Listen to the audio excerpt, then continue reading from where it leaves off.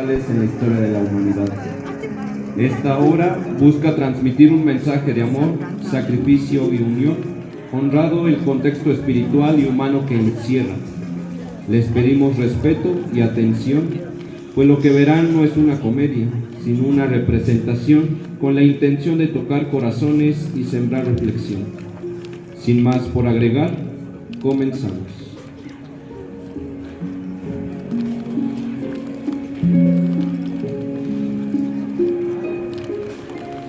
El día antes de la fiesta de la Pascua, subiendo Jesús, que su hora había llegado para pasar de este mundo al Padre. Habiendo amado a los suyos que estaban en el mundo, los amó hasta el fin. El diablo ya había puesto en el corazón de Judas Iscariote el pensamiento de lo que entregara. Jesús, sabiendo que el Padre había puesto todas las cosas en sus manos, y que de Dios había salido y que a Dios volvía, se sentó a la mesa con los 12 discípulos.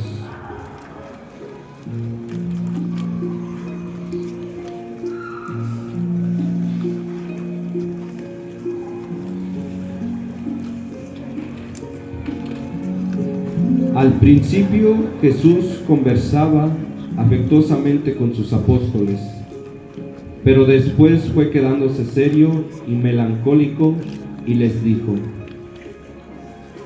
de cierto les digo que uno de ustedes me va a traicionar.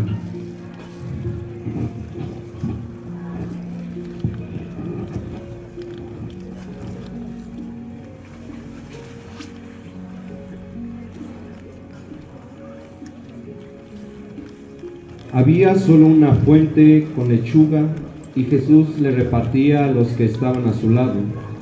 Luego encargó a Judas, que estaba enfrente, que le distribuyera a los compañeros de su lado de mesa. Cuando Jesús habló de un traidor, lo que llenó a todos de espanto, dijo: Un hombre que meta la mano conmigo o en el mismo plato, ese me ha de entregar. Lo que significaba: uno de los 12 que están comiendo y bebiendo conmigo, uno de los que comparten mi pan. No señaló claramente a Judas ante los otros, pues meter la mano en el mismo plato era una expresión que también quería decir que se tenía la mayor intimidad. Jesús añadió: El Hijo del Hombre se va, como está escrito de él. Mas hay de aquel por quien el Hijo del Hombre es entregado. Bueno le fuera a tal hombre no haber nacido. Los apóstoles, muy turbados, le preguntaban a la vez: ¿Acaso seré yo, maestro? Maestro, ¿acaso soy yo quien te ha traicionado? ¿Acaso seré yo? Maestro, ¿acaso seré yo el que te entregue? Pues no comprendían.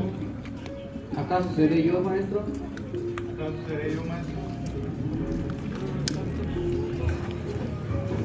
Pues no comprendían del todo las palabras de Jesús.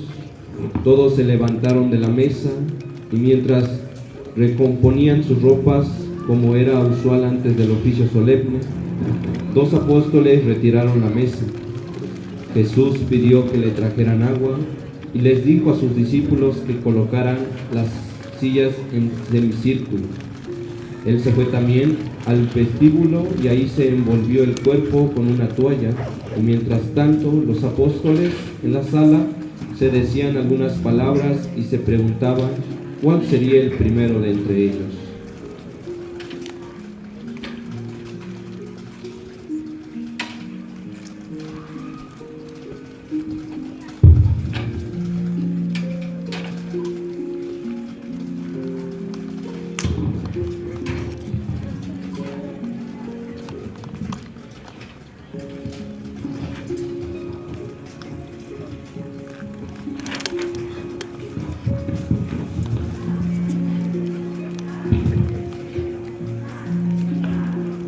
Jesús iba del uno al otro echándoles sobre los pies agua de la jofaina que llevaba Juan. Luego, con un extremo de la toalla en el que estaba envuelto, se los secaba. Cuando llegó a Pedro, Este asimismo, humilde, quiso detenerlo y le dijo: Maestro, ¿cómo vas tú a lavarme los pies? Ahora no entiendes lo que hago, pero lo entenderás más tarde. Tú nunca me lavarás los pies. Si no lo hago, entonces no tendrás nada que ver conmigo. Entonces, Señor, lávame no solo los pies, sino también las manos y la cabeza. Quien ha sido purificado no precisa lavarse más que los pies, pues ya todo su cuerpo está limpio. Ustedes lo están, aunque no todos. Con estas palabras se refería a Judas. Jesús había hablado del lavatorio de los pies como de un símbolo del perdón de las culpas cotidianas, porque los pies están sin cesar en contacto con la tierra, y si no se los limpia constantemente, siempre están sucios.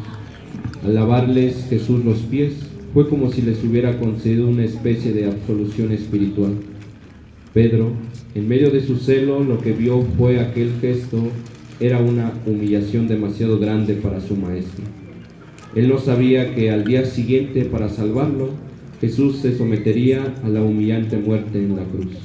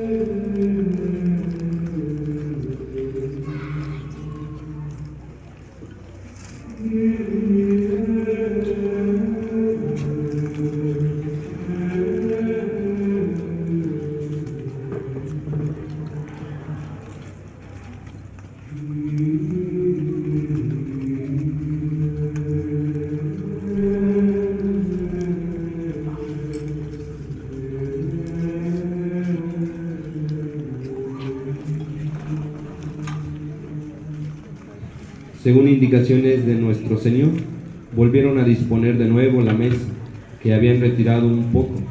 Colocándola en medio de la sala, puso sobre ella una jarra llena de agua y otra llena de vino.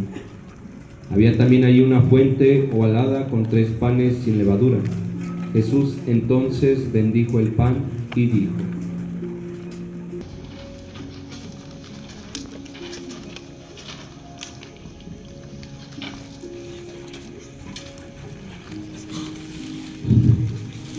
Tomen y coman todos de él. Este es mi cuerpo, que será entregado por ustedes.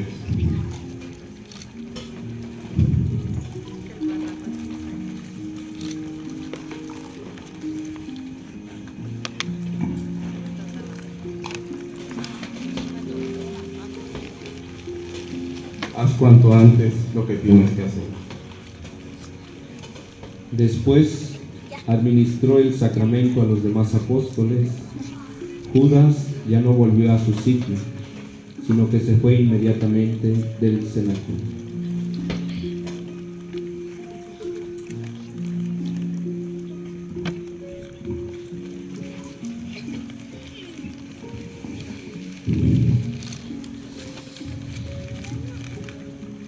Tomen y beban, esta es mi sangre, sangre de la alianza, derramada por muchos para el perdón de los pecados. Desde ahora yo les digo a ustedes que no volveré a beber del fruto de la vid hasta el día en que lo beba de nuevo con ustedes en el reino de mi Padre.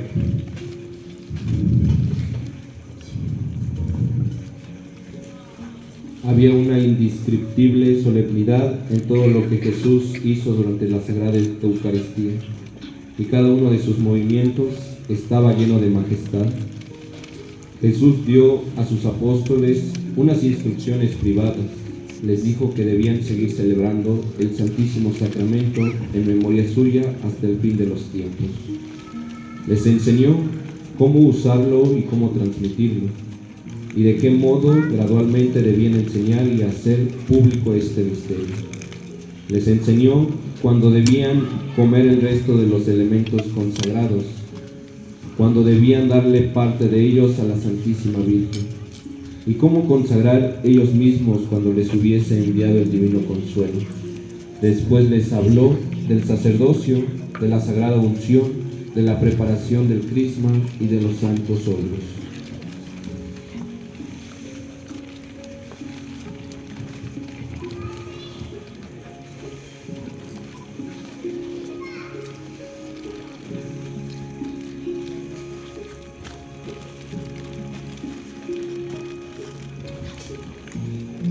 Jesús habló de nuevo del traidor. Ahora está haciéndolo. Señor, aunque todos se aparten por causa de ti, yo nunca me apartaré. Simón, Simón, Satanás te desea para molerte como trigo, pero yo he rogado por ti para que tu fe no desfallezca y que, cuando tú seas confirmado, puedas confortar a tus hermanos. Señor, yo estoy dispuesto de acompañarte a prisión si es necesario a la muerte. En verdad te digo que antes de que cante el gallo, me habrás negado 3 veces. Basta, vayámonos de aquí.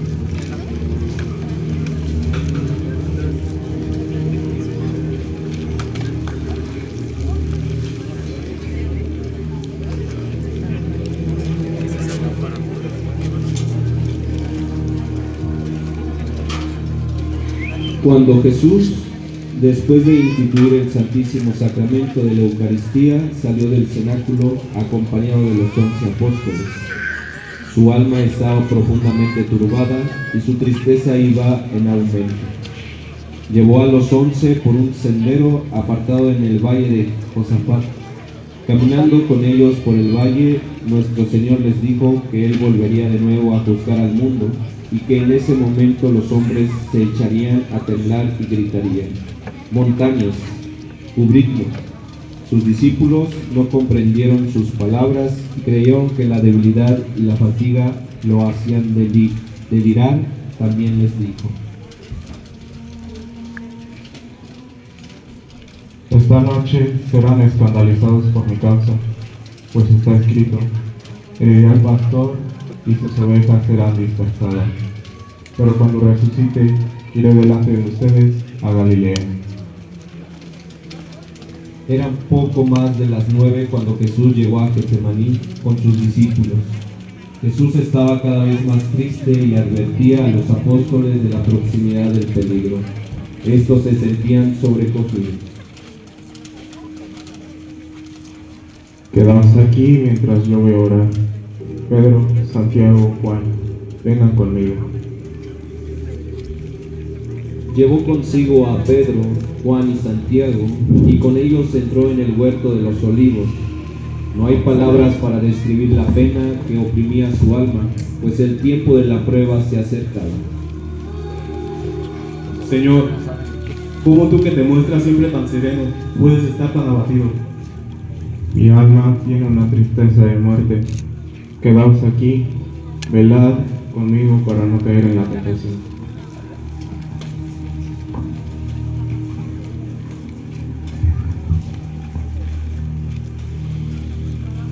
Al principio Jesús estaba arrodillado y oraba con serenidad, pero después su alma se horrorizó ante los innumerables crímenes de los hombres y su ingratitud para con Dios. sintió un dolor tan grande que temblando exclamó: Padre mío, aleja de mí este cáliz.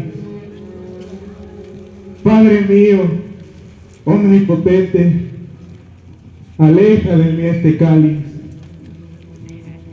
pero no se haga mi voluntad, sino la tuya.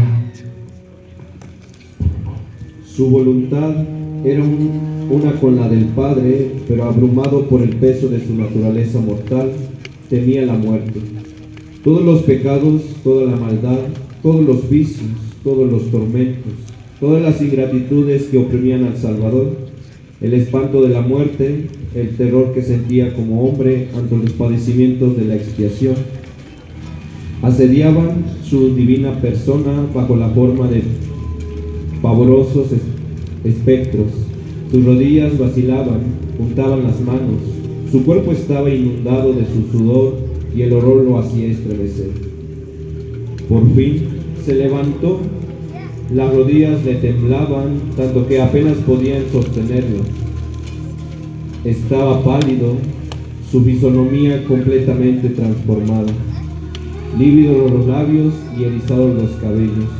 Eran cerca de las 10 cuando se puso en pie y tambaleándose, dando traspiés a cada paso, bañado de sudor frío, se dirigió hacia donde estaban los 3 apóstoles.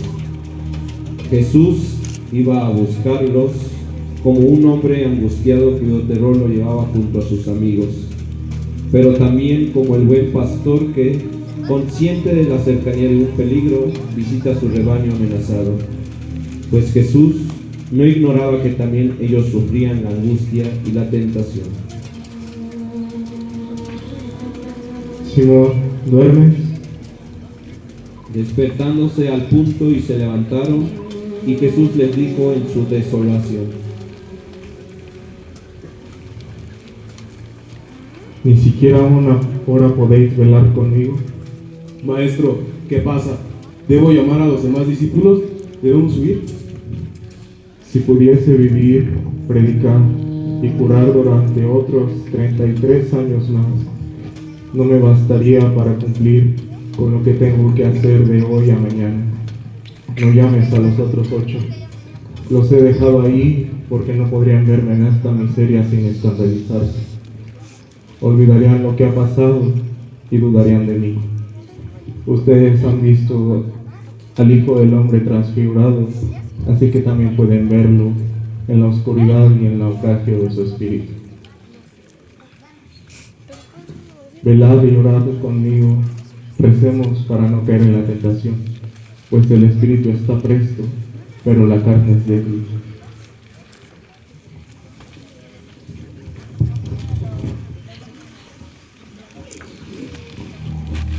Desde que Jesús entró en el huerto de los olivos, había transcurrido cerca de 1 hora y media. En efecto, como dicen las Escrituras, ni siquiera habéis podido velar conmigo 1 hora. Aunque estas palabras no deberían tomarse literalmente, ni aplicar nuestra manera de contar el tiempo. Los 3 apóstoles que estaban con Jesús habían orado primero y luego se habían quedado dormidos. Tras caer en la tentación de la falta de confianza en Dios, los otros 8 que habían permanecido fuera del huerto no dormían.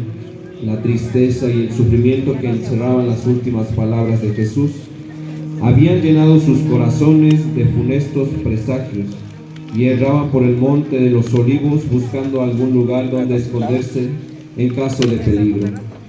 En la ciudad de Jerusalén se veía poca actividad. Los judíos estaban en sus casas, ocupados en los preparativos de la fiesta. Jesús volvió a la gruta sin el menor alivio para su sufrimiento. Se prosternó con el rostro contra la tierra, los brazos extendidos, y rogó al Padre Eterno. Su alma sostuvo una nueva lucha que duró 3/4 de hora. Los ángeles bajaron para mostrarle en una serie de visiones todos los padecimientos que habían de padecer para expiar el pecado. Presentaron ante sus ojos la belleza del hombre a imagen de Dios. antes de su caída y cuanto lo habían desfigurado y alternado esto. Vio el origen de todos los pecados en aquel de Adán, la significación y la esencia de la concupiscencia, sus terribles efectos sobre la fuerza del alma humana y también la esencia y la significación de todas las penas para castigar la concupiscencia. Le mostraron cuál debía ser el pago que diera la divina justicia y hasta qué punto padecería su cuerpo y su alma para cumplir todas las penas, todas las concupiscencias de la humanidad. La deuda del género humano debía ser satisfecha por la naturaleza humana, exenta de pecado del Hijo de Dios. Ningún lenguaje puede expresar el dolor y el espanto que inundaron el alma de Jesús a la vista de esta terrible expresión. Su sufrimiento fue tan grande que un sudor de sangre brotó de todos los poros de su cuerpo. La divina voluntad de nuestro Señor se retiraba del Padre para que fuera su sola humanidad la que cargaba con todos sus padecimientos, como si la voluntad humana de Jesús le pidiera a su Padre que se alejara de él. Jesús vio en toda su amplitud y amargura el padecimiento expiatorio requerido para satisfacer a la justicia divina.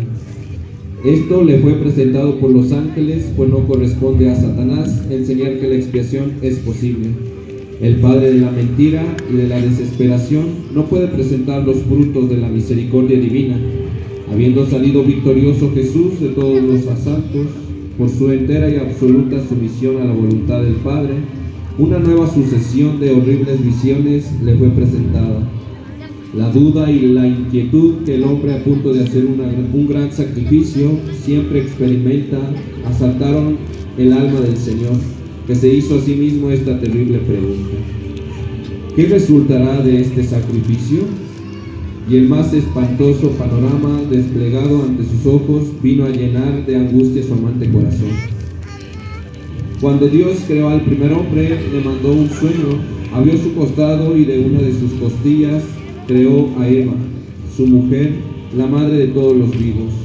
Una vez creada, la condujo ante Adán, que exclamó: esta es la carne de mi carne y el hueso de mis huesos. El hombre abandonará a su padre y a su madre para unirse a su mujer y serán dos en una sola carne. Este fue el matrimonio del cual se ha escrito: este es un gran sacramento en Jesucristo y en su iglesia.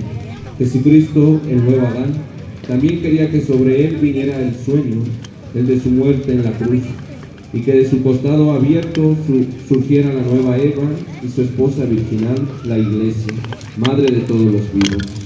Y quería darle la sangre de su redención, el agua de la purificación y su espíritu, las tres cosas que dan testimonio sobre la tierra. Quería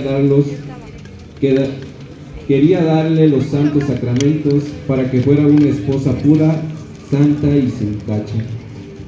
Él quería ser su cabeza y nosotros seríamos los miembros sometidos a la cabeza, el hueso de sus huesos, la carne de su carne. ¡Ah! Quédense aquí, yo voy con él.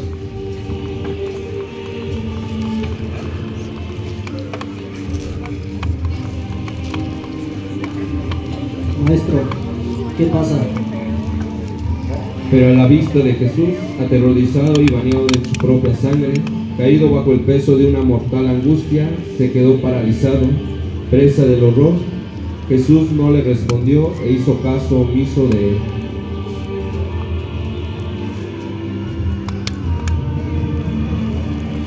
El Señor no me ha respondido, no hace más que gemir y suspirar.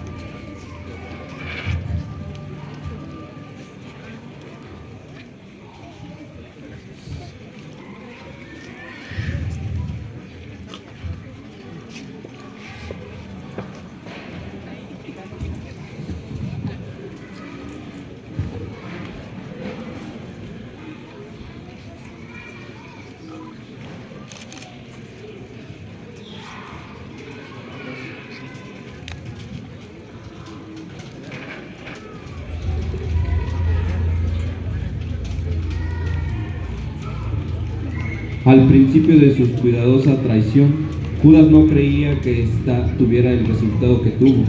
Entregando a Jesús pretendía obtener la recompensa ofrecida y complacer a los fariseos. No pensó en el juicio ni en la crucifixión. Sus miras no iban más allá. Solo pensaba en el dinero y desde hacía mucho había estado en contacto con algunos fariseos y algunos saduceos, astutos que lo adulaban, incitándolo a la traición.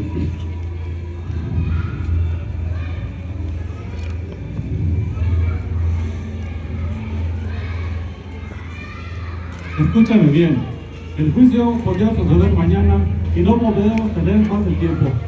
Por eso vayan al bosque y traigan mejor madera, la mejor que puedan encontrar, porque eso nos servirá para hacer la cruz.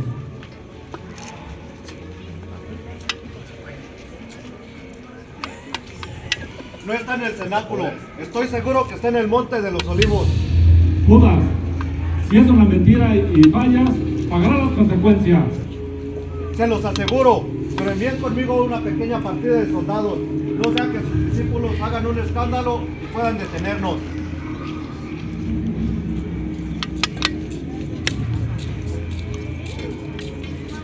Estamos listos para partir. Muy bien, Judas, ve con ellos y cerciórate de que sea él.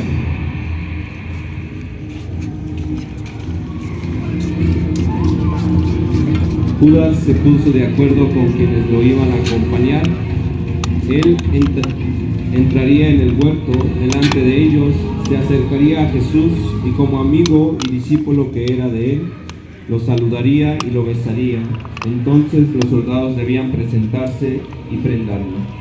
Cuando Jesús con los 3 apóstoles llegó a donde se cruzan los caminos de Getsemaní y el huerto de los olivos, Judas y su gente aparecieron a 20 pasos de ahí, a la entrada del camino. Jesús se acercó a la tropa y dijo en voz alta e inteligible: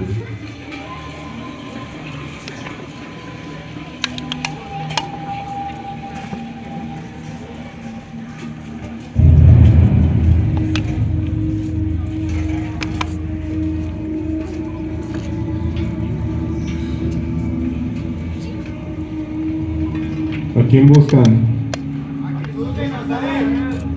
Soy yo. Apenas había pronunciado estas palabras cuando los soldados cayeron al suelo como atacados de una apoplejía. Judas, que estaba todavía junto a ellos, se sorprendió e hizo ademán de acercarse a Jesús. Nuestro Señor le tendió la mano y le dijo: Amigo mío, ¿a qué has venido?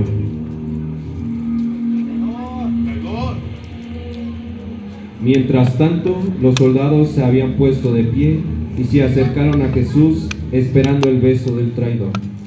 ¿Quién buscan? Soy yo, ya se los he dicho. Yo soy a quien buscan. Dejen que estos sigan su camino. Levántense. Entonces Judas se acercó a Jesús y le dio un beso, diciendo: Maestro, yo te saludo. Judas, ¿vendes al Hijo del Hombre por un beso? Maestro, ¿debemos atacarnos con la espada? Guarda tu espada en la vaina, pues quien empuña la espada por espada perecerá. ¿Acaso crees que no puedo pedir a mi Padre que envíe 2 legiones de ángeles? ¿Cómo van a cumplirse las profecías si lo que debe de ser hecho no se hace? Déjenme curar a este hombre. ¡Es un enviado del diablo! La oreja parecía cortada por sus brujerías, pero ahora por sus mismas artimañas parece pegada de nuevo. ¿Acaso soy un asesino tan peligroso que deban venir con espadas y palos a arrestarme? He predicado todos los días en el templo y no me han prendido. Pero ha llegado su hora, el poder de las tinieblas ha llegado. No has podido vencernos con tus hechizos. ¡Llévense!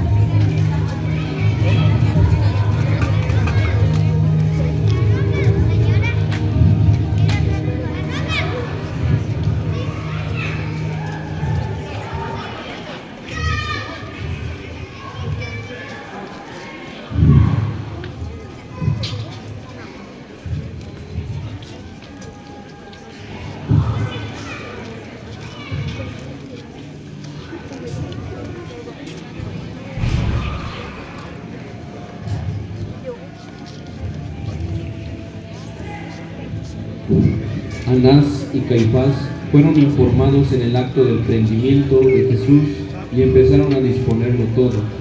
En su casa reinaba gran actividad.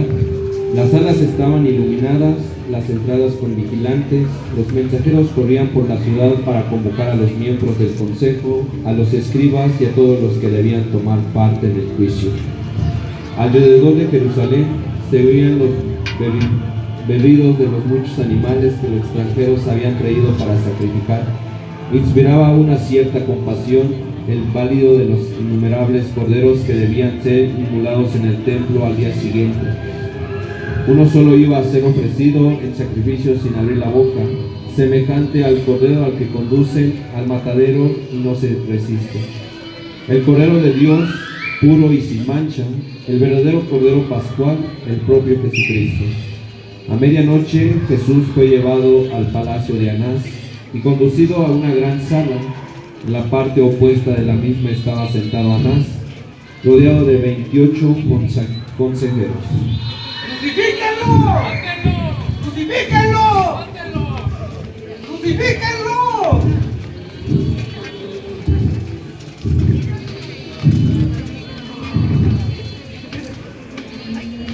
Levántalo. ¿Pero cómo? ¿Acaso no es tú Jesús de Nazaret? ¿Qué estás haciendo aquí? ¿Dónde están tus discípulos y todos tus seguidores?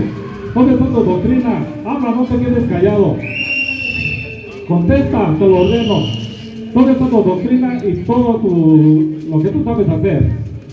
He hablado ya innumerables veces delante de todo el mundo. He predicado en los templos, en las sinagogas, donde se reúnen todos los judíos. Jamás he dicho nada en secreto. Todo el mundo ha podido escuchar mis palabras. ¿Por qué me preguntas a mí?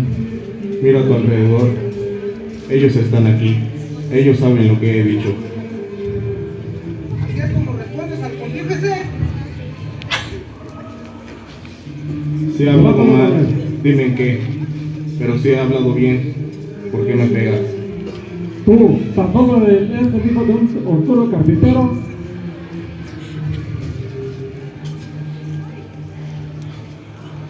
Tráeme el papel.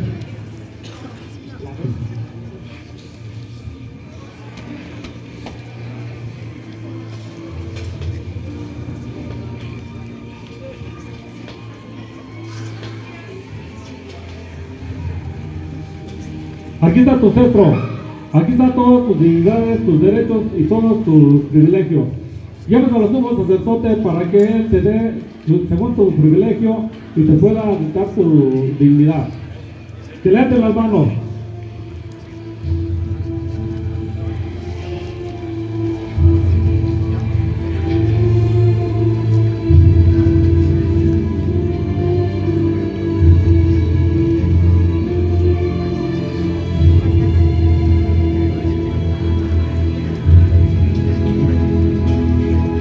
Llámese a los sumos sacerdotes. ¡Crucifíquenlo! ¡Crucifíquenlo! La mayor parte de los jueces estaban ya sentados alrededor de Caifás.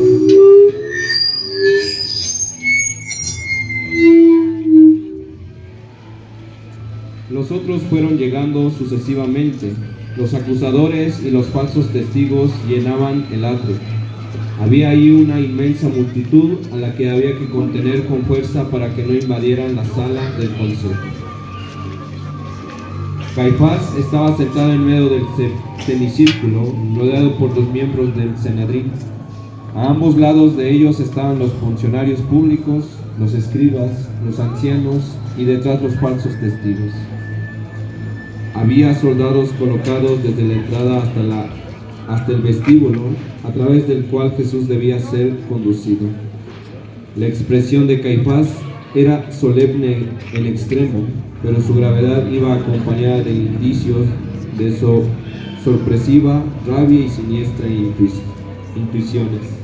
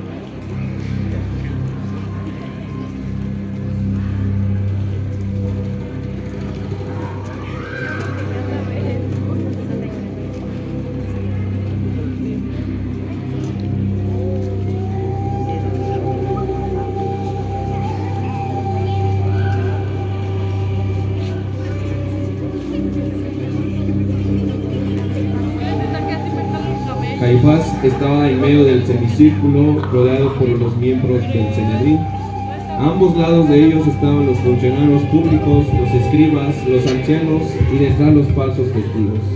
Había soldados colocados desde la entrada hasta el vestíbulo, a través del cual Jesús debía ser conducido. La expresión de Caifás era solemne en extremo, pero su gravedad iba acompañado de indicios de sorpresiva rabia y siniestras intuiciones. ¡Al fin estás aquí! ¡Enemigo de Dios! ¡Blasfemo! ¡Te altera la paz de esta santa noche! ¡Contéstale una vez! ¡Habla! ¿O te has quedado mudo? Caifás, cuyo temperamento era mucho más soberbio y arrogante que el de Anás, había dirigido a Jesús 1.000.000 de preguntas, una tras otra, pero nuestro Señor permanecía en silencio con la mirada baja. ¡Que pasen los testigos!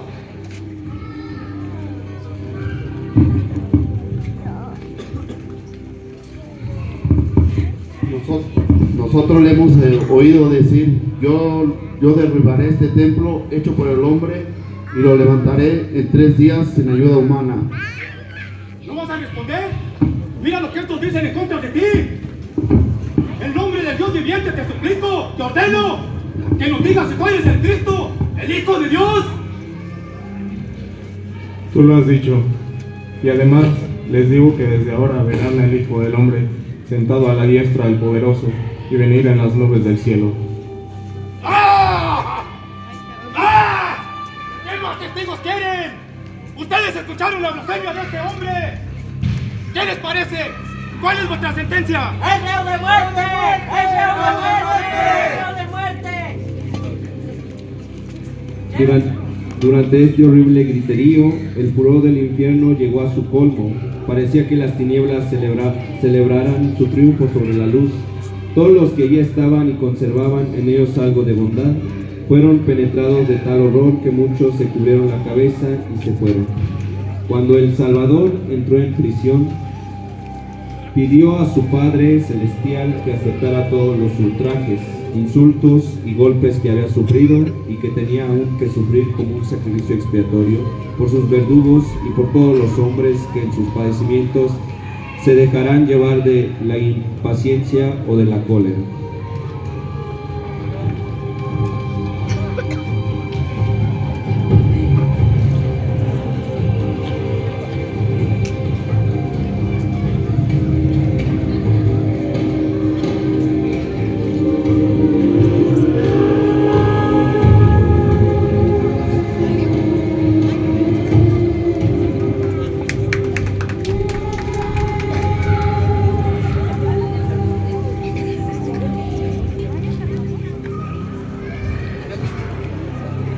El día de mañana los esperamos en punto de las 11 de la mañana para rezar el Santo Via Crucis y continuar acompañando al Señor Jesús en su pasión, muerte y resurrección.